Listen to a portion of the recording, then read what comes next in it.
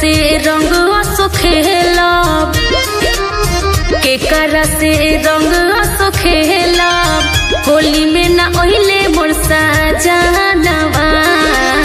केकरा से रंग असो खेलब, होली में ना ओहिले मोर सजनवा।